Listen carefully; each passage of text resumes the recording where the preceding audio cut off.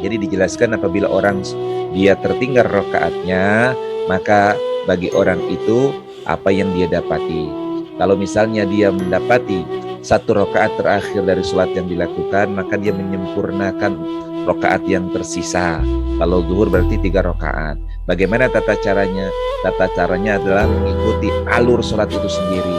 Jadi kalau misalnya didapati sholat, dia mendapati rakaat terakhir dari sholat zuhur, dia mendapati satu rakaat, maka dia melanjutkan kepada rakaat 2 dengan formula yang sama.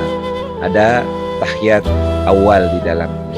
Tetapi bagaimana kalau dia mendapatinya pada rakaat yang ketiga? Maka dia pun sama. Pada rakaat ketiga dianggap rakaat yang pertama, dan rakaat yang keempat dianggap rakaat yang kedua. Jadi kemungkinan ada di situ dia melakukan duduk tasyahudnya adalah 3 kali. Maka inilah pendapat yang bisa dijelaskan berkaitan dengan orang yang terlambat dalam melaksanakan sholat atau yang disebut dengan masbuk. Dan juga ada dijelaskan bahwa bacaannya adalah dia hanya membaca Fatihah pada setiap rakaat yang terlewatkan. Assalamualaikum warahmatullahi wabarakatuh.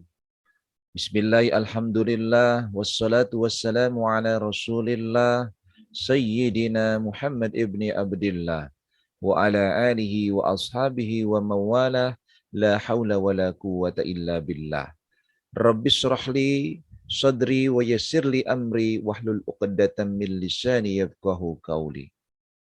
Ikhwani fillah, alhamdulillah kita bisa bertemu kembali dalam lanjutan kajian kitab tafsir Al-Quran Al-Qurtubi. Pada kesempatan kali ini kita akan melanjutkan pembahasan kepada ayat yang ketiga dari surat Al-Baqarah. Allah Subhanahu wa taala berfirman, A'udzu billahi minasyaitonir rajim. Alladzina yu'minuna bil ghaibi wa yuqimuna as-salah wa mimma razaqnahum yunfiqun. Yaitu mereka yang beriman kepada yang gaib, yang mendirikan salat dan menafkahkan sebagian rezeki yang kami anugerahkan kepada mereka. Berkaitan dengan ayat ini, jadi ayat yang ketiga dari surat Al-Baqarah, ada 26 masalah. Jadi ada 26 masalah. Pertama, firman Allah Azza wa Jalla, alladzina, dalam keadaan khafaf, sebagai naat atau sifat yang berhubungan dengan firman Allah Azza wa Jalla, lil muttaqin. Jadi alladzina adalah khafat sebagai naat, ya, yang ada hubungannya dengan firman Allah, yaitu lil muttaqin. Jadi naat dari lil muttaqin. Namun boleh juga rofa sebagai khobar. Jadi dia boleh juga rofa sebagai khobar, yakni alladzina. Boleh juga nasab sebagai maf'ul, sebagai objek. Kata kerja yang dibuang, yakni aku memuji. Firman Allah Azza wa Jalla, yu'minun, yu'minuna artinya yusaddiquna, artinya membenarkan. Jadi yu'minuna artinya yusaddiquna, membenarkan. Dalam bahasa, iman bermakna membenarkan. Dalam Al-Quran terdapat makna seperti ini, yaitu dalam firman Allah Azza wa Jalla, wa ma anta bimu'minin lana. Dan kamu sekali-kali tidak akan percaya kepada kami. Ini dalam surat Yusuf ayat 17. Maknanya, bimusaddiq, membenarkan. Kata ini dapat menjadi muta'addi dengan huruf ba dan lam. Seperti dalam firman Allah Azza wa Jalla, wala tu'minu illa liman tabi'a dinakum.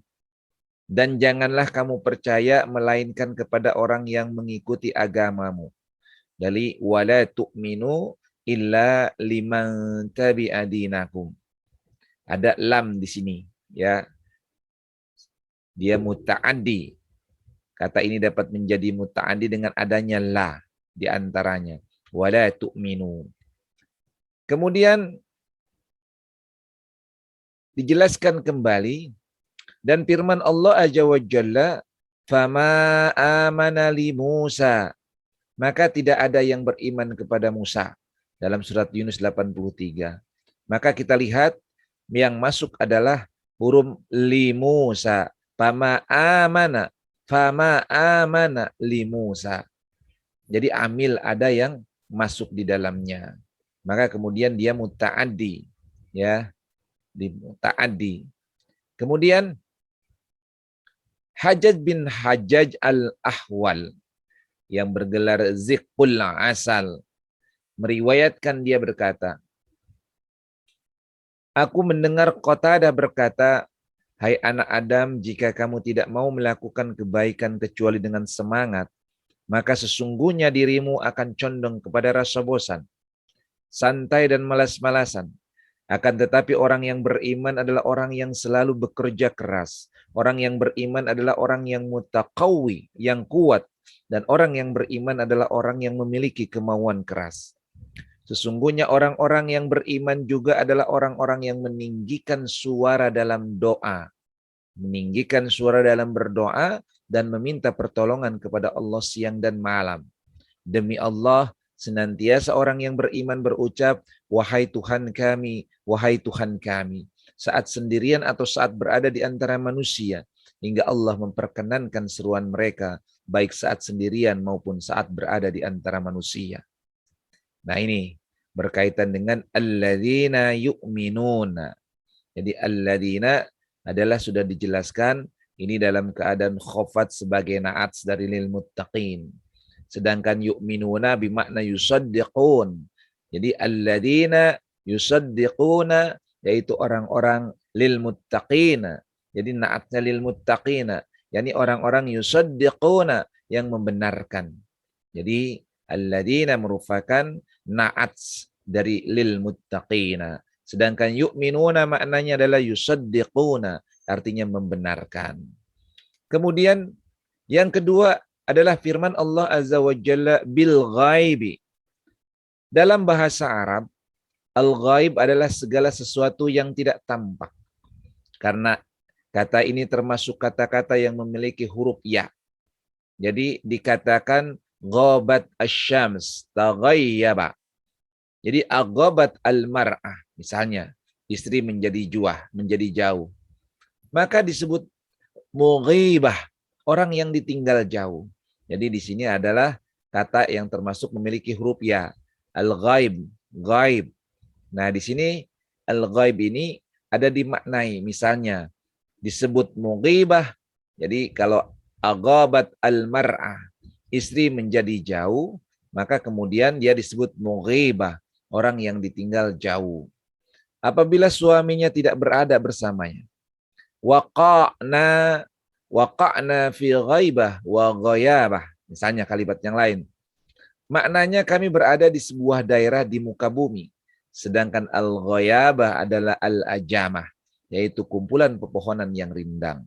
Tempat ini juga disebut dengan al-mutma'in minal arab, yakni al-ghaib, karena terlindung dari pandangan. Jadi di sini dijelaskan makna al-ghaib. Al-ghaib adalah maknanya diibaratkan sesuatu yang terlindung dari pandangan, artinya tidak tampak. Jadi segala sesuatu yang tidak tampak. Kemudian yang ketiga adalah para ahli tafsir berbeda pendapat tentang ta'wil al-ghaib. Sebuah kelompok berpendapat bahwa al-ghaib di dalam ayat ini adalah Allah Azza wa Jalla. Namun Ibnu Al-Arabi menganggap lemah pendapat ini.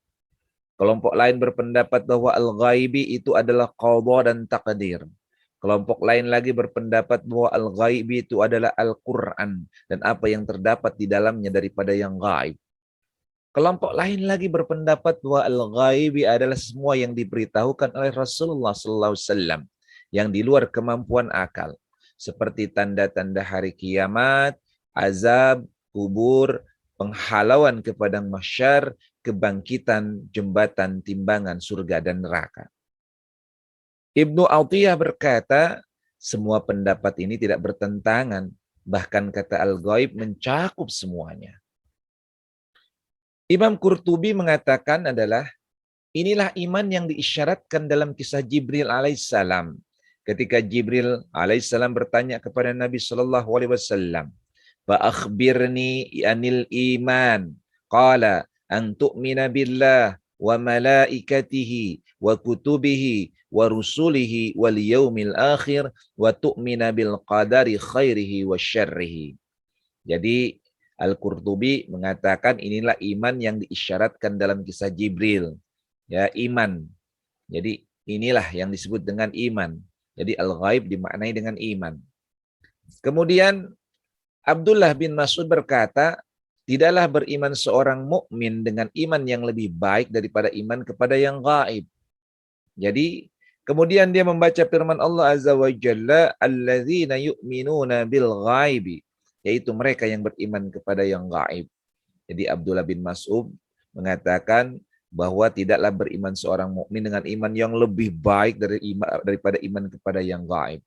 Jadi meyakini, mengimani sesuatu yang kita tidak bisa melihatnya, atau sesuatu yang jelas-jelas itu adalah tidak tampak oleh kita. Maka sungguh luar biasa memang pernyataan dari Ibnu Abdullah bin Mas'ud. Kemudian Imam Qurtubi mengatakan, dalam Al-Quran Allah Azza wa Jalla berfirman, "Wa ma kunna ghaibin." Dan kami sekali-kali tidak jauh dari mereka. Surat Al-A'raf ayat 7. Kemudian dia juga berfirman, "Alladzina yakhshawna rabbahum bil ghaib." Yaitu orang-orang yang takut akan azab Tuhan mereka sedang mereka tidak melihatnya. Surat Al-Anbiya ayat 49. Dengan demikian Allah Azza wa Jalla gaib, tidak tampak pada pandangan dan tidak terlihat di dunia ini. Namun bukan gaib pada akal dan dalil. Mereka orang-orang yang beriman percaya bahwa mereka memiliki Tuhan yang Maha Kuasa yang akan membalas semua amal perbuatan. Maka mereka pun takut terhadap Allah di dalam hati dan pada saat mereka sendirian, yang mana mereka tidak terlihat oleh manusia, karena mereka yakin dengan pengawasan Allah terhadap mereka. Dengan demikian, ayat-ayat di atas dapat dipadukan dan tidak bertolak belakang. Alhamdulillah, segala puji bagi Allah. Ada pula yang mengatakan bahwa bil ghaibi maknanya adalah dengan sanubar dan hati mereka. Berbeda dengan orang-orang munafik. Ini pendapat yang bagus, ya. Seorang penyair berkata dalam bait syairnya, dan dengan hati kami beriman. Sungguh dahulu kaum kami menyembah berhala-berhala sebelum Muhammad datang. Jadi ghaib dimaknai dengan sanubari dan hati. Lalu masalah yang keempat adalah firman Allah Azza wa Jalla, wa yuqimunas shalah, yang mendirikan salat. Ini berada pada posisi atop. Atop itu artinya berhubungan, yakni atop jumlah atau atop kalimat kepada jumlah, yakni atop jumlah kepada jumlah. Jadi wa yuqimunas shalah ini berada pada posisi atop. Ada huruf waw atop di situ. Jadi waw atop itu artinya berhubungkan, berhubungan yang menghubungkan. Yakni atop jumlah kepada jumlah atau kalimat kepada kalimat. Mendirikan sholat yaitu menunaikan sholat dengan melaksanakan rukun-rukun dan sunnah-sunnah sholat di dalam waktunya. Seperti yang insya Allah akan dijelaskan di kemudian. Dikatakan qama asyai'u, apabila sesuatu dan tetap sesuatu tersebut. Jadi qama asyai'u apabila selalu dan tetap sesuatu tersebut. Jadi dia dalam keadaan tetap dan keadaannya tidak berubah, maka dikatakan qama asyai'u. Bukan mendirikan di sini bukan berarti berdiri atas kaki, namun ini sama dengan perkataanmu. Qama al-haq, yaitu yakni nampak dan tetap. Jadi bukan artinya berdiri di atas kaki, namun maknanya adalah seolah-olah qama al-haq, yakni nampak dan tetap. Seorang penyair berkata dalam bait syairnya, peperangan benar-benar telah terjadi dengan kami. Peperangan benar-benar telah terjadi dengan kami. Dan penyair lain berkata, dan apabila dikatakan kalian telah diserang, mereka tidak pernah pergi, hingga pasukan berkuda mendirikan pasar Tian. Ada yang mengatakan bahwa yukimuna, artinya yudimun, melanggengkannya. Jadi yukimuna, ay makna yudimun, artinya melanggengkannya. Aqamahu artinya adamahu, Jadi aqamahu artinya adamahu, melanggengkannya. Arti ini pernah diisyaratkan oleh Umar dengan katanya, barang siapa yang memelihara dan menjaga sholat, maka dia telah memelihara agamanya. Barang siapa yang menyia-nyiakan sholat, maka terhadap yang lainnya ia akan lebih menyia-nyiakannya lagi. Jadi makna qama yuqimunas shalah yang pertama dimaknai sebagai berada dalam posisi atop. Kemudian kalimat yuqimuna artinya dia adalah yudimun, melanggengkan. Sehingga orang mengatakan aqamahu artinya adamahu, artinya melanggengkannya. Kemudian masalah yang kelima, iqamah sholat sudah diketahui. Jadi masalah iqamah sudah diketahui kalau orang mau menegakkan sholat. Hukum iqamah adalah sunnah menurut jumhurul ulama. Tidak wajib mengulang sholat bagi orang yang tidak melakukannya. Sementara menurut Al-Auza'i, Atha, Mujahid, dan Ibnu Abi Layla, iqamah adalah wajib dan wajib mengulang sholat bagi orang yang tidak melakukannya. Pendapat ini dipegang juga oleh ahli zahir. Pendapat ini juga diriwayatkan dari Malik dan dipilih oleh Ibnu Al-Arabi. Dia berkata, karena dalam kisah orang Arab Badui, Nabi SAW bersabda, dan iqamahlah. Beliau memerintahkannya untuk melakukan iqamah, sebagaimana beliau memerintahkannya dengan takbir menghadap kiblat dan wudhu. Jadi ada pendapat yang mengatakan bahwa iqamah, apabila orang yang sholat dia tidak iqamah, maka dia harus mengulang sholatnya. Maka kemudian iqamah adalah dihukumi oleh hukum wajib oleh Al-Auza'i, Atha, Mujahid, dan Ibnu Abi Layla. Ini. Tapi ada juga yang berpendapat yaitu jumhurul ulama mengatakan iqamah adalah merupakan sunnah. Jadi kalau orang mau sholat kan biasanya setelah azan kemudian iqamah. Nah, menurut jumhur ulama iqamah ini hukumnya adalah sunnah. Tetapi menurut Mujahid, Ibnu Layla, dan Al-Auza'i serta Atha ini adalah wajib. Sehingga konsekuensinya apabila kemudian hendak sholat tidak qamat, tidak iqamah, maka dia harus mengulang sholatnya. Kemudian Ibnu Al-Arabi berkata, kalian hanya terhenti pada mengetahui satu hadis. Seharusnya kalian juga mengetahui salah satu riwayat Malik yang serupa dengan hadis tersebut, yakni yang menyatakan bahwa iqamah itu wajib. Ini argumen dari Ibnu Al-Arabi. Kemudian Ibnu Abdul Bar berkata, sabda Rasulullah SAW, dan haramnya awal sholat adalah takbir. Dan haramnya awal sholat adalah takbir. Artinya dan haramnya adalah takbir. Artinya awal sholat adalah takbir. Kalimatnya dan awal sholat adalah takbir. Tetapi dalam hadis ini dan haramnya adalah takbir. Adalah dalil bahwa belum masuk dalam sholat orang yang belum bertakbir. Dengan kata lain, apapun yang tidak dilakukan sebelum takbiratul ihram, maka sholat tidak wajib diulang karenanya. Kecuali apa yang disepakati oleh para ulama. Maka hal itu menjadi ijma dan wajib mengulang sholat karena tidak melakukannya. Misalnya tidak bersuci, tidak menghadap kiblat, sholat dilakukan di luar waktunya dan seumpamanya. Jadi Ibnu Abdul Bar mengatakan bahwa sholat itu batasannya adalah takbiratul ihram. Maka di luar sholat itu bukan termasuk sholat. Maka kemudian dikatakan bahwa kemungkinan adalah iqamah pun bukan termasuk dari bagian sholat. Maka dikecualikan sesuatu yang memang merupakan syarat untuk sholat. Misalnya harus bersuci, menghadap kiblat, kemudian harus dalam waktunya dan lain sebagainya. Ini pendapat Ibnu Abdul Bar. Kemudian sebagian ulama berkata, barang siapa yang meninggalkan iqamah dengan sengaja, maka dia harus mengulang sholatnya. Hal ini bukan karena iqamah itu wajib, sebab jika iqamah itu wajib, maka baik lupa maupun sengaja, tetap wajib mengulang sholat. Alasannya harus mengulang sholat itu adalah karena meremehkan sunnah. Wallahu a'lam. Jadi alasannya adalah karena meremehkan sunnah.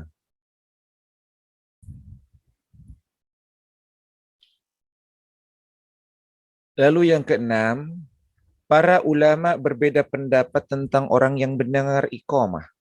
Apakah dia harus bersegera mendatangi tempat sholat atau tidak? Mayoritas ulama berpendapat tidak wajib sekalipun dikhawatirkan akan ketinggalan rakaat. Hal ini berdasarkan sabda Rasulullah SAW, idza uqimatis shalah fala ta'tunaha tas'un wa'tuha tamshun wa 'alaikumus sakinatu fama adraktum fasallu wa ma fatakum fa'atimmu.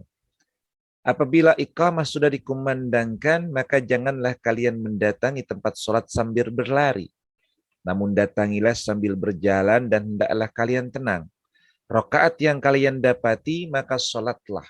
Dan rakaat yang tidak kalian dapati, maka sempurnakanlah. Ini hadis riwayat Muslim yang dijelaskan pada pembahasan tentang masjid dan tempat-tempat sholat. Jadi hadis riwayat Muslim. Ini diriwayatkan oleh Abu Hurairah, ya. Kemudian dari Abu Hurairah radhiyallahu anhu juga dia berkata, Rasulullah sallallahu alaihi wasallam bersabda, "Idza tuwiba bis shalah, idza suwiba bis salati fala yas'a ilaiha ahadukum, walakin liyamshi wa alaihi sakinatu wal waqar. Salli ma adrakta waqdi ma sabaqaka." Jadi idza suwiba bis shalah fala yas'a ilaiha ahadukum walakin liyamshi wa alaihi sakinatu wal waqar. Salli ma adrakta waqdi ma sabaqaka. Hadis riwayat Muslim. Apabila iqamah salat dikumandangkan, maka janganlah salah seorang dari kalian berlari menuju tempat salat. Akan tetapi hendaklah ia berjalan dengan tenang, solatlah rakaat yang dia dapati, dan tunaikanlah rakaat yang tertinggal. Dari sisi makna, apabila berlari maka napas akan tidak beraturan. Hal ini tentu akan mengganggu saat masuk dalam solat, saat membaca bacaan dalam solat, dan dapat mengganggu kehusyuan. Sementara sekelompok ulama salaf di antaranya Ibnu Umar dan Ibnu Mas'ud berbeda pendapat dengan pendapat di atas. Mereka berpendapat bahwa apabila dikhawatirkan ada rakaat yang akan terlewatkan, maka harus bersegera. Ishaq berkata, harus bersegera apabila dikhawatirkan tertinggal satu rakaat. Pendapat seperti ini juga diriwayatkan dari Malik. Malik juga berkata tidak mengapa bagi orang yang berada di atas kuda untuk menggerakkan kudanya agar berlari cepat. Karena adanya pernyataan seperti ini, maka sebagian ulama berpendapat adanya perbedaan antara orang yang berjalan dan orang yang berkendaraan. Sebab orang yang berkendaraan terkadang napasnya masih beraturan, berbeda dengan napas orang yang berjalan saat dia mempercepat. Jadi berkaitan dengan iqamah ini, ada yang mengatakan bahwa ketika dia mendengar iqamah, maka janganlah dia terburu-buru. Artinya terburu-buru untuk mengerjakan sholat dengan berlari karena dikhawatirkan ini jadi madarat bagi dirinya. Dengan dalil argumen adalah hadis-hadis dari Abu Hurairah yang diriwayatkan oleh Imam Muslim. Tetapi kemudian ada pendapat juga yang mengatakan dari Ibnu Umar dan Ibnu Mas'ud bahwa mereka tidak masalah kalau seandainya itu bisa dilakukan untuk berlari ataupun melalui kendaraannya, mempercepat kendaraannya jika dikhawatirkan memang tertinggal satu rakaat, ada khawatir, ya. Nah, alasannya ini kemudian jadi buat sebuah perbedaan lagi atau pendapat lain bahwa karena orang yang berjalan dan orang yang berkendaraan berbeda, maka bagi orang yang berkendaraan maka diperbolehkan untuk mempercepat laju kendaraan jika dikhawatirkan dia tidak bisa kemudian melakukan sholat berjamaah. Nah, kemudian Imam Qurtubi mengatakan melaksanakan sunnah Rasulullah SAW dalam segala hal adalah lebih utama. Karena itu dianjurkan berjalan sebagaimana dalam hadis dengan tenang dan tidak terburu-buru. Sebab orang yang berjalan menuju tempat sholat itu sama dengan berada dalam sholat. Seperti yang Rasulullah SAW kabarkan, sebagaimana orang yang masuk dalam sholat harus dalam keadaan tenang, maka begitu juga orang yang berjalan menuju tempat sholat. Di antara dalil yang menyatakan kebenaran pendapat ini adalah sunnah yang telah kami sebutkan.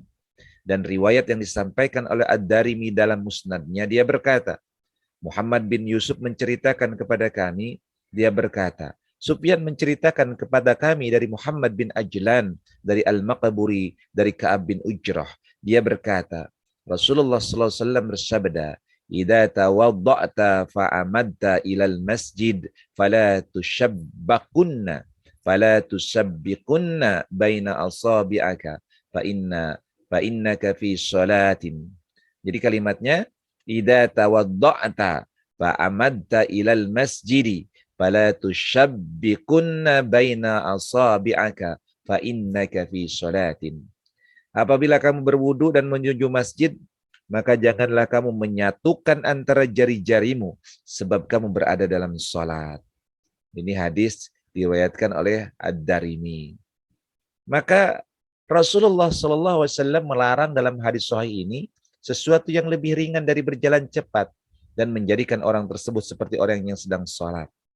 Sunnah ini juga menjelaskan makna firman Allah Azza wa Jalla, "Fas'au ila dzikrillah." Maka bersegeralah kamu kepada mengingat Allah. Surat Al-Jumu'ah ayat 9. Bukan maksudnya bersegera maju atau berlari. Akan tetapi maksudnya adalah segera beramal dan berbuat. Seperti inilah yang ditafsirkan oleh Malik, dan inilah yang benar menurut pendapat dari Al-Qurtubi. Wallahu a'lam. Jadi berkaitan dengan masalah ketika orang iqamah kita mendengar, maka bagi kita yang memang hendak menuju kepada masjid, hendaklah berjalan dengan santai, atau pendapat Al-Qurtubi, tidak terburu-buru. Jadi tidak kemudian terengah-engah nafasnya, tetapi lakukanlah itu dengan tidak kemudian tergesa-gesa, karena dikhawatirkan ada madarat yang akan menimpa. Tetapi bagi al-fakir tentunya ketika memang sudah dia dekat dengan masjid dan dia mendengar suara iqamah, maka langkah lebih baiknya dia mungkin agak mempercepat langkahnya dengan tetap menjaga agar tidak menjadi madarat dirinya. Jadi tidak berlari secepat-cepatnya, tetapi mempercepat langkahnya agar kemudian kita bisa berjamaah dari mulai rakaat pertama sampai selesai. Itu pendapat dari al-faqir. Kemudian ketujuh, para ulama berbeda pendapat tentang takwil sabda Rasulullah SAW. Dan rakaat yang tidak kalian dapati, maka sempurnakanlah. Dan sabda beliau, dan tunaikanlah rakaat yang tertinggal. Apakah maksud kedua sabda ini sama atau tidak? Ada yang menjawab bahwa maksud kedua sabda ini adalah sama. Menunaikan atau qada terkadang digunakan dan dimaksudkan makna sempurna. Seperti dalam firman Allah Azza wa Jalla, "Fa'idha qudiyatis shalah," apabila telah ditunaikan salat. Juga dalam firman Allah Azza wa Jalla, "Fa'idha qadaitum manasikakum," apabila kamu telah menyelesaikan ibadah hajimu. Ada juga yang menjawab bahwa maksud kedua sabda itu berbeda. Inilah yang benar, karena berbeda itu pula makna munculnya perbedaan tentang rakaat yang didapati oleh orang-orang yang baru datang. Apakah rakaat itu adalah di awal atau di akhir salatnya?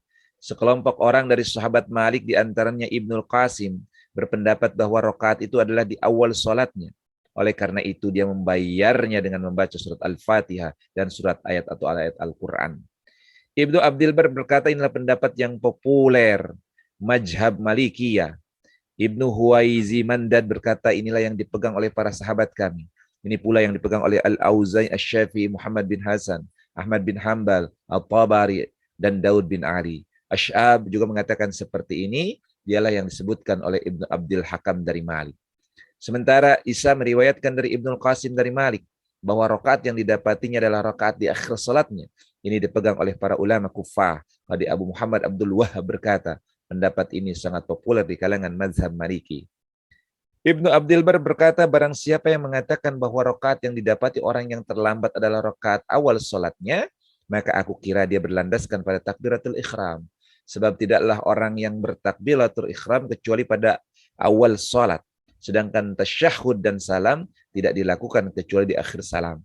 Dari sini dia pun berkata, sesungguhnya rakaat keberapapun yang didapati, maka dia berada di awal salat, berdasarkan apa yang terdapat dalam sunnah, yakni sabda Rasulullah SAW, maka sempurnakanlah. Penyempurnaan adalah di akhir.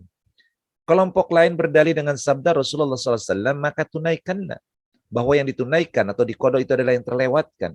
Mereka juga berkata, memang orang yang meriwayatkan, maka sempurnakanlah. Lebih banyak dan pendapat kami tidak sejalan dengan pendapat sesungguhnya rakaat yang didapi adalah di awal salat. Namun Abdul Aziz bin Abi Salam Al-Majishun, Al-Muzani, Ishaq dan Daud mengatakan bahwa orang yang terlambat itu harus membaca bersama imam surat Al-Fatihah dan surat lainnya. Jika dia mendapati itu bersama imam, apabila dia berdiri untuk mengqadha, maka dia hanya membaca Al-Fatihah saja. Nah, ini tata caranya mengqadha atau menyempurnakan rakaat yang tertinggal. Jadi dijelaskan apabila orang dia tertinggal rakaatnya, maka bagi orang itu apa yang dia dapati. Kalau misalnya dia mendapati satu rakaat terakhir dari sholat yang dilakukan, maka dia menyempurnakan rakaat yang tersisa. Kalau zuhur berarti 3 rakaat. Bagaimana tata caranya? Tata caranya adalah mengikuti alur sholat itu sendiri. Jadi kalau misalnya didapati sholat dia mendapati rakaat terakhir dari sholat zuhur, dia mendapati satu rakaat, maka dia melanjutkan kepada rakaat 2 dengan formula yang sama. Ada tahiyat awal di dalamnya. Tetapi bagaimana kalau dia mendapatinya pada rakaat yang ketiga? Maka dia pun sama. Pada rakaat ketiga dianggap rakaat yang pertama dan rakaat yang keempat dianggap rakaat yang kedua. Jadi kemungkinan ada di situ dia melakukan duduk tasyahudnya adalah 3 kali. Maka inilah pendapat yang bisa dijelaskan berkaitan dengan orang yang terlambat dalam melaksanakan sholat atau yang disebut dengan masbuk. Dan juga ada dijelaskan bahwa bacaannya adalah dia hanya membaca Fatihah pada setiap rakaat yang terlewatkan. Wallahu a'lam. Mudah-mudahan bermanfaat apa yang disampaikan. Insya Allah kita akan melanjutkan pada pertemuan yang akan datang berkaitan dengan pembahasan daripada surat Al-Baqarah ayat ketiga ini. Mudah-mudahan bermanfaat. Wassalamualaikum warahmatullahi wabarakatuh.